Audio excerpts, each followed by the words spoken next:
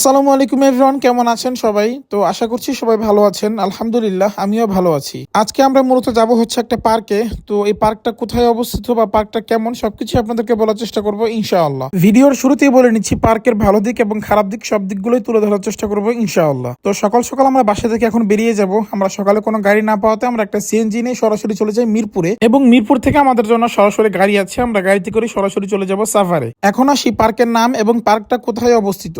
এই পার্কটা হচ্ছে সাভারে এবং পার্কের নাম হচ্ছে যমুনা ন্যাচারাল পার্ক। যারা সাভারের আশেপাশে থাকেন তারা হয়তো অনেকেই চিনে থাকবেন। এই পার্কটা মূলত আমি মনে করি বাচ্চাদের জন্য বেস্ট। তো এখন আমরা এটার ভিতরে ঢুকবো এবং এটার ভালো দিক খারাপ দিক যা যা আছে সবকিছু আপনাদেরকে বলার চেষ্টা করবো ইনশাআল্লাহ। আর এটা হচ্ছে একেবারে মেন রোডের পাশেই, আপনারা আসলেই দেখতে পারবেন একেবারে মেন রোডের পাশেই, যে কারণে এটা আসলে চেনা খুবই সহজ। তো এখন আমরা এটার ভিতরে প্রবেশ করে আপনাদেরকে একে একে দেখানোর চেষ্টা করব। শুরুতেই আমি বলেছিলাম এটা মূলত বাচ্চাদের জন্য বেস্ট একটা জায়গা হবে, যেখানে বাচ্চারা খেলার জন্য হিউজ পরিমাণ রাইড পেয়ে যাবে, এবং পাশাপাশি যারা শিক্ষা সফরের জন্য পার্ক খুঁজছেন তাদের জন্য আমি মনে করি এটা খারাপ না, ভালোই হবে। বিভিন্ন প্রতিষ্ঠান থেকে যারা শিক্ষা সফরের জন্য পার্ক খুঁজছেন ছোট ছোট বাচ্চাদের জন্য, আমি মনে করি এটা বেস্ট হবে। কিন্তু এখানে কয়েকটা বিষয় জানার আছে, সেটা আপনাদেরকে আমি জানানোর চেষ্টা করব। তো আমি আপনাদেরকে শুরুতেই কয়েকটা রাইড দেখিয়ে নিই। এখানে যে রাইডটা ছিল সেটা হচ্ছে ট্রেন। তো কিছুক্ষণের জন্য আমরাও বাচ্চা হয়ে গিয়েছিলাম, যে কারণে আমরাও ট্রেনে উঠে পড়েছি। এবং এই ট্রেন রাইডের ঠিক পাশে একটা রাইড ছিল, সেটা হচ্ছে পানির মধ্যে হাঁস চলে, এটা মূলত মোটরে চলে। তো এটাও আমরা উঠে পড়ি। তার পাশেই ঠিক ছিল সুইমিং পুল। এখন আমি আপনাদেরকে এই পার্কের বিষয়ে গুরুত্বপূর্ণ একটা বিষয় জানিয়ে রাখি, সেটা হচ্ছে আমরা যেদিন গিয়েছিলাম সেদিন এই পার্কে প্রচন্ড পরিমাণ মাছি ছিল, মানে একটু অপরিষ্কারই ছিল বলা যায়, যেটা বাচ্চাদের জন্য খুবই ক্ষতিকর। কারণ বাচ্চারাই মূলত এখানে আসবে, কারণ বাচ্চাদেরই জায়গা এটা। তো বাচ্চারা আসার পরে যদি এই অবস্থা হয় তাহলে আসলে খুবই দুঃখজনক এটা। যাই হোক, আমরা চলে আসলাম পার্কের পিছন দিকে। আর এখানে ছিল একটা মজার জিনিস, সেটা হচ্ছে কেবল কার এখানে ছিল। তো আমরা মূলত এটা উঠবো, এবং এটা হচ্ছে সিরিয়াল ছিল, একের পর এক সিরিয়াল, আমাদের সিরিয়াল চলে আসছে, আমরা এখনই উঠবো।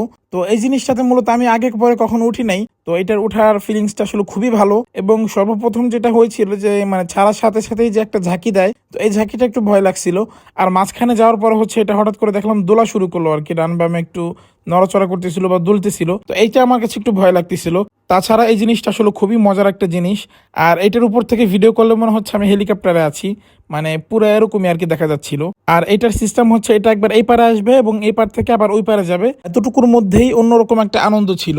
তো দেখতে দেখতে আমরা চলে আসলাম। আর এখন আমাদের হচ্ছে দরজাটা খুলে দিবে, হেলিকপ্টারের দরজা বা কেবল কারের দরজা যেটা আপনারা বলেন, এই হচ্ছে অবস্থা। আর এখানে দেখলাম কিছু বাচ্চারা, তারা নৌকা নিয়ে, মানে ছোট ছোট বাচ্চারা সাঁতার পারে না মেবি, কিন্তু তারা নৌকা নিয়ে এখান থেকে চলে গেছে একা একা। এই বিষয়গুলো যারা সাথে যাবেন অবশ্যই খেয়াল করবেন। আমরা নিচে চলে আসি এবং নিচে চলে আসার পরে দেখি উপর থেকে এক কেবল কার থেকে আমাদেরকে হাই দিচ্ছিল, যা বিষয়টা মজার ছিল।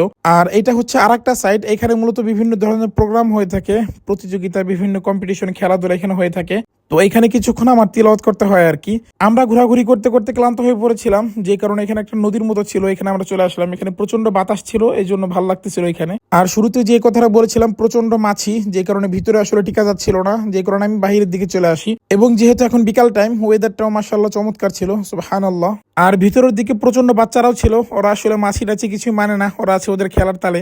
একটু পরে এখান থেকে আমরা বেরিয়ে যাব, যেহেতু সন্ধ্যা হয়ে গিয়েছি প্রায়। এখন আসি পার্কের ভালো মন্দের বিষয়ে। পার্কটা যথেষ্ট সুন্দর একটা পার্ক, কিন্তু এখানে যে মেন সমস্যা সেটা হচ্ছে এই পার্কটা যথেষ্ট অপরিষ্কার। এখানে যারা পরিচ্ছন্ন কর্মী আছে তারা আসলে কি করে সেটা আমি জানি না। আপনারা যদি এত সুন্দর একটা পার্কে এত পরিষ্কার রাখেন, তাহলে আপনাদের পার্কের রেপুটেশন নষ্ট হবে। আমি আশা করি আপনারা সামনের দিনগুলোতে এগুলো শুধরানোর চেষ্টা করবেন। তো এখন আমরা সরাসরি চলে যাব বাসায়। তো আজকের ভিডিওটা এই পর্যন্তই। সবাই ভালো থাকবেন, সুস্থ থাকবেন, আমার জন্য দোয়া করবেন। আল্লাহ হাফেজ, আসসালামু আলাইকুম।